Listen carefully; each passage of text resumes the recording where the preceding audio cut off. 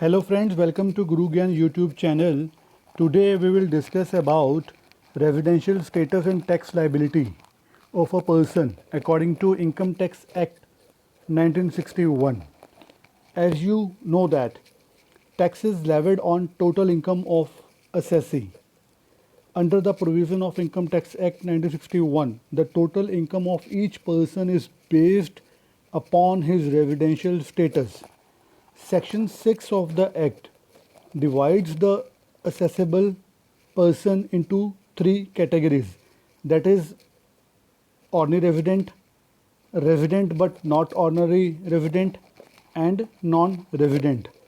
Now, first of all, we will discuss about residential status.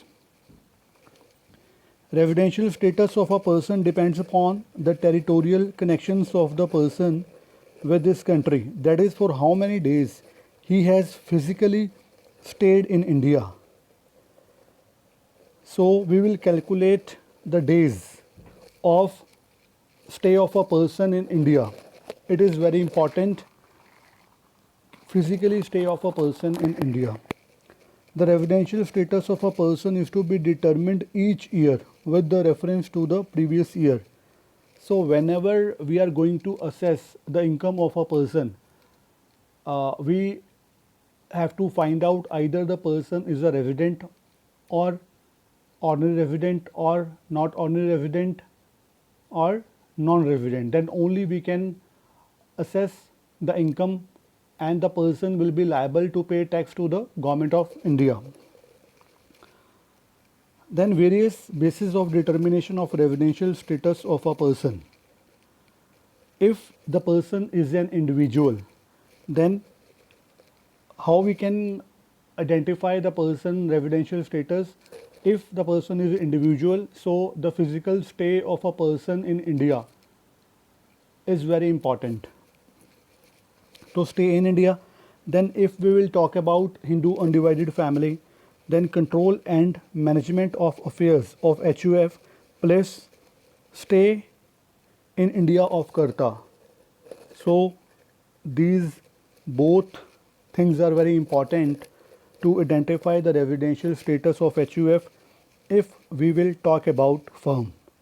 Then control and management of affairs of a firm means from where the directors or the persons are controlling the affairs of the firm.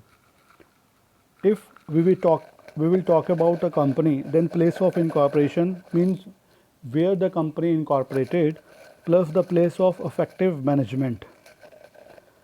If we will talk about AOP, association of person or board of individuals, then control and management of affairs is important, from where it is taking place.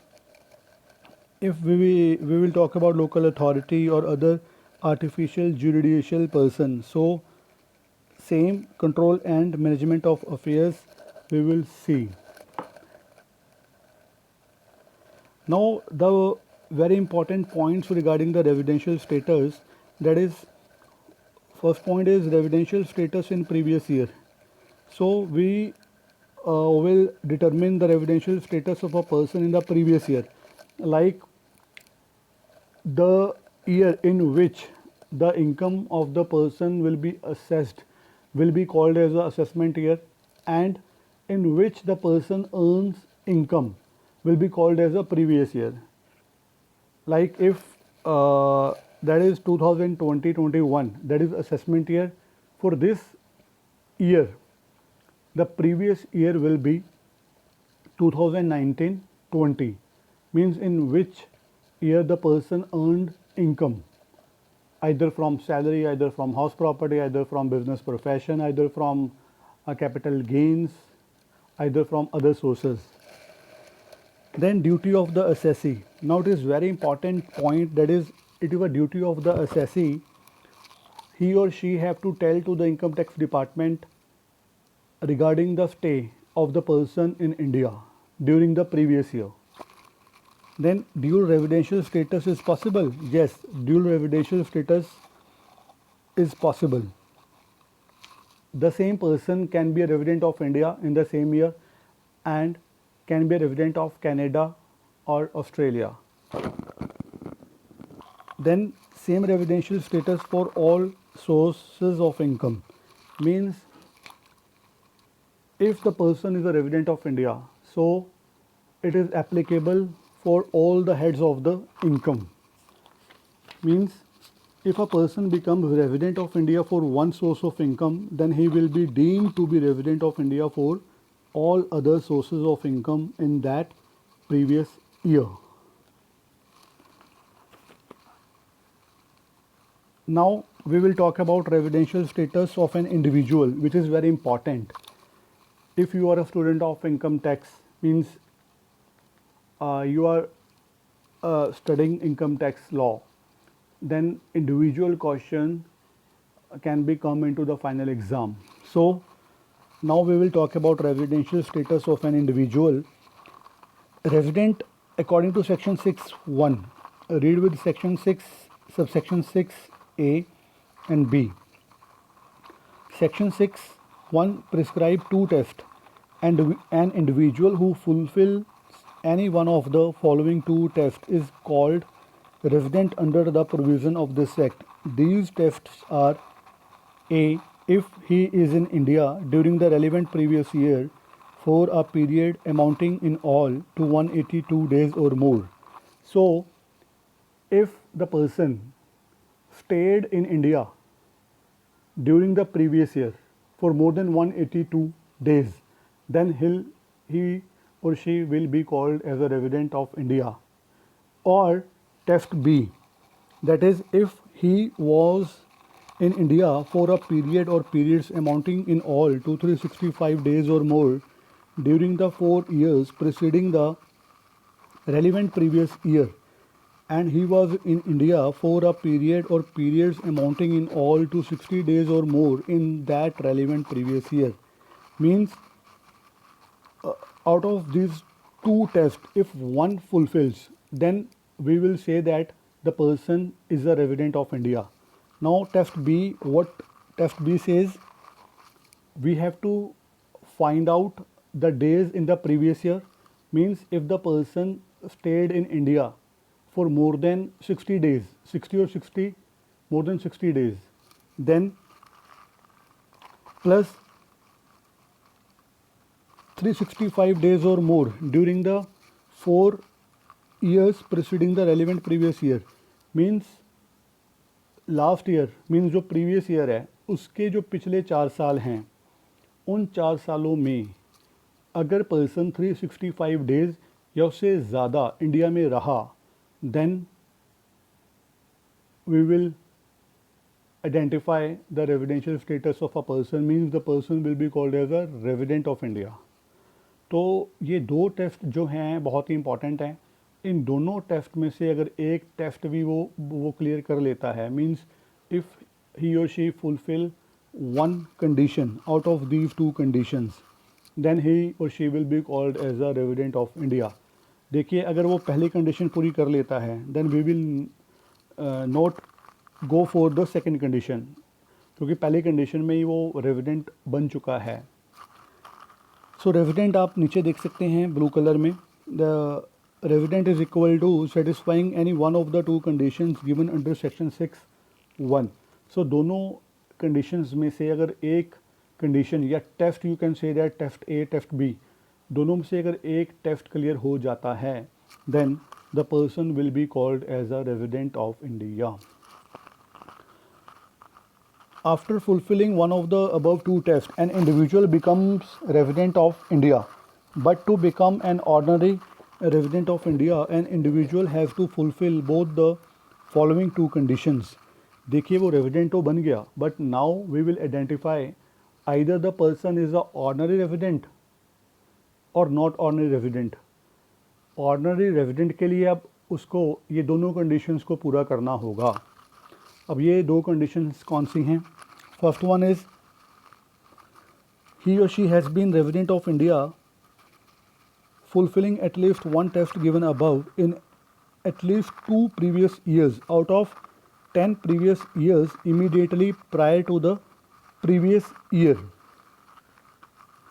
देखिए जो हमारा पिछला साल है means जो previous year है उसको, उसके जो पिछले 10 साल हैं उन 10 सालों में से वो 2 साल इंडिया का रेजिडेंट होना चाहिए।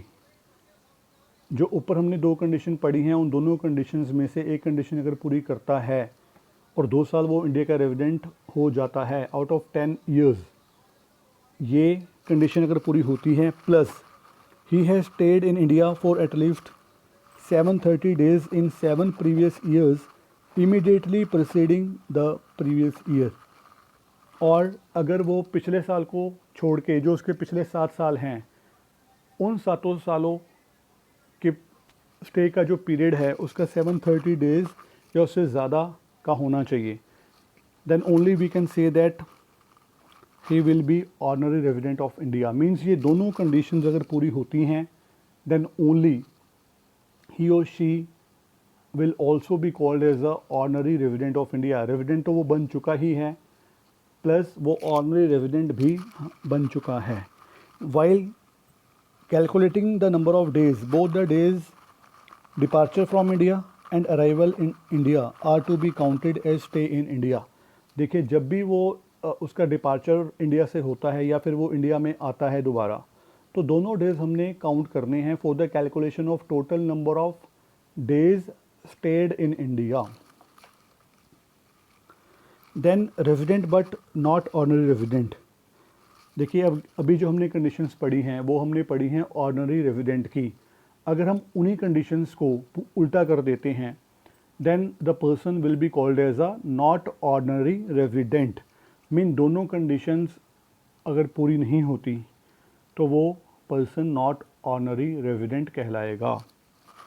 N individual who is resident under section 6(1) can claim the beneficial status of NOR if he can prove that he was non resident of India for 9 previous years out of 10 previous years preceding the relevant previous year, कि वो relevant previous year के जो पिछले 10 साल हैं उनमें से वो 9 साल इंडिया का नॉन रेजिडेंट रहा,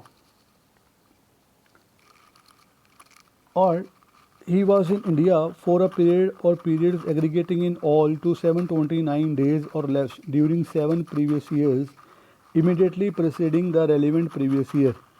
या फिर वो पर्सन पिछले साल जो हमारा रेलिवेंट प्रीवियस ईयर है उसके जो पिछले 7 साल हैं उसमें वो 730 डेज़ से कम इंडिया में रहा, मीन 729 डेज़ भी अगर रहा तो वो पर्सन हमारा नॉट ऑर्डनरी रेजिडेंट बन जाएगा।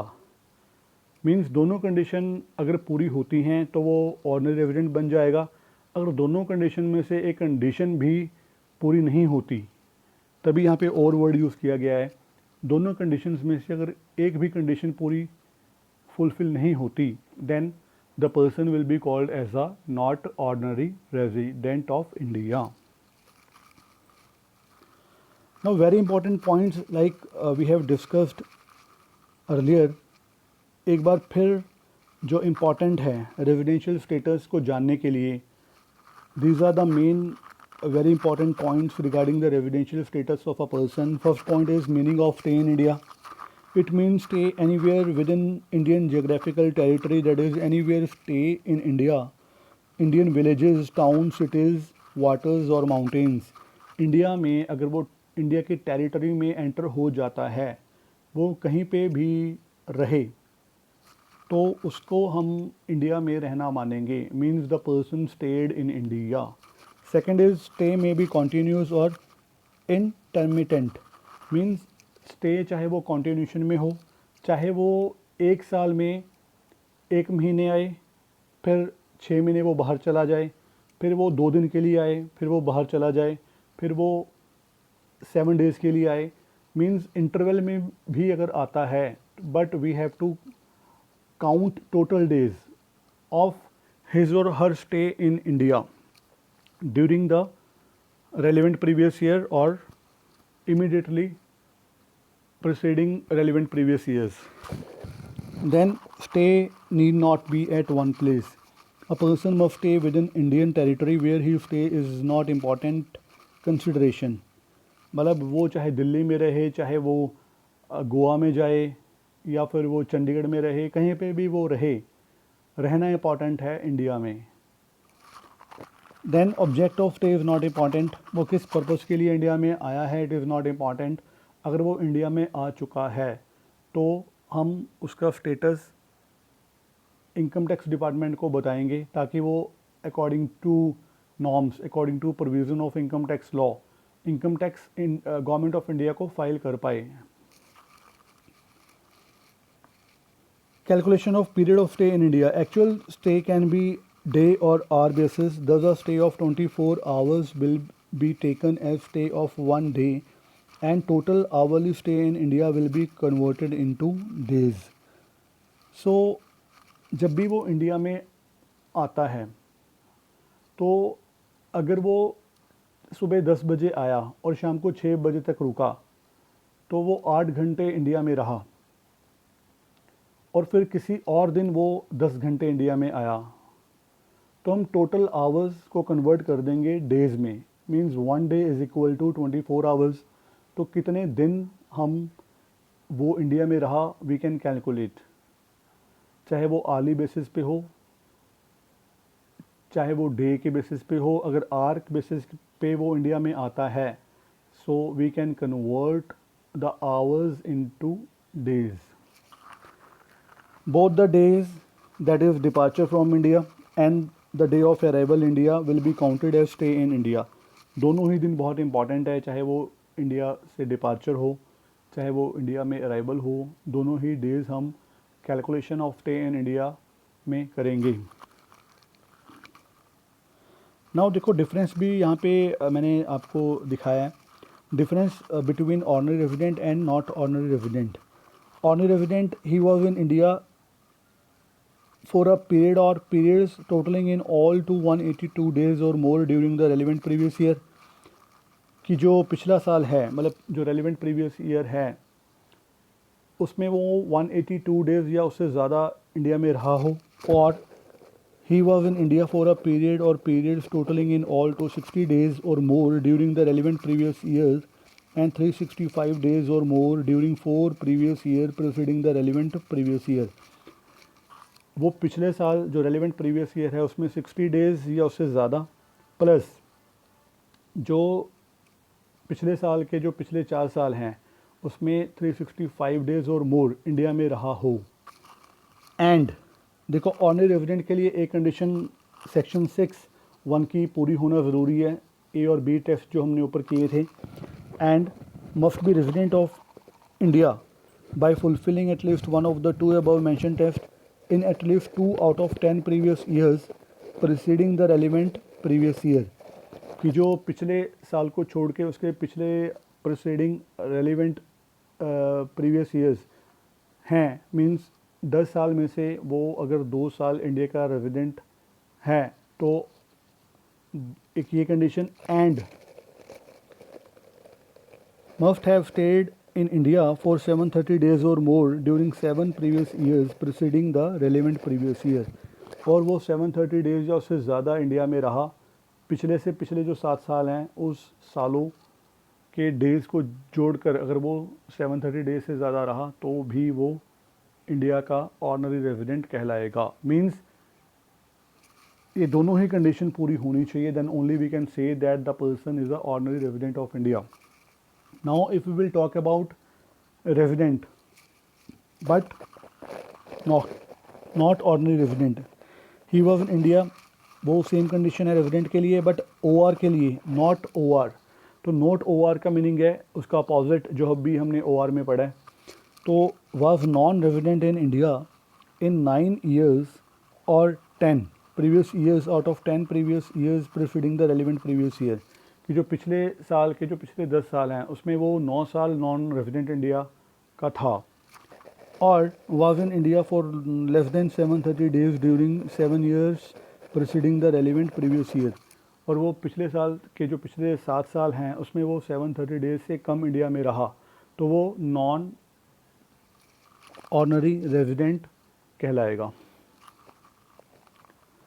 अब देखिए जो डिफरेंस मैंने आपको अभी बताया उसको अगर हम समराइज़ करते हैं तो उसमें क्या निकल के आता है, ordinary resident is equal to satisfying any one of the two conditions given under section 6(1) plus satisfying both the additional conditions of section 6(a) and b, then only we can say that the person is an ordinary resident.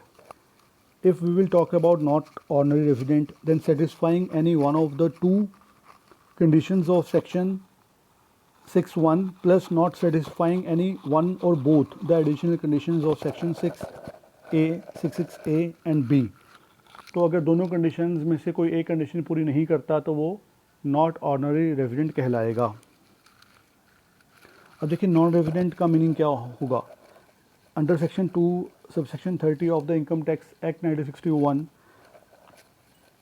N assessee who does not fulfill any of the two conditions given in section 6(1)(a) or b would be regarded as non-resident assessee during the relevant previous year for all purpose of this act. तो non-resident is equal to not satisfying any one of the basic conditions given under section 6(1).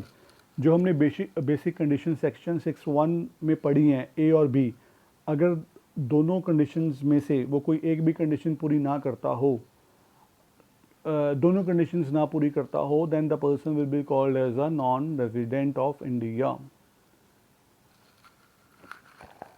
हम इस पूरा जो अभी तक हमने पढ़ा है तो उसको हम अगले लेक्चर में एक एग्ज़ाम्पल के थ्रू, प्रैक्टिकल एग्ज़ाम्पल के थ्रू समझने की कोशिश करेंगे। Now thanks for watching and listening. अगर आपके कोई क्वेश्चंस या सजेशंस हैं वो आप मुझे कमेंट बॉक्स में लिख सकते हैं। Please subscribe, share and like the video if you really like the video. Thank you once again.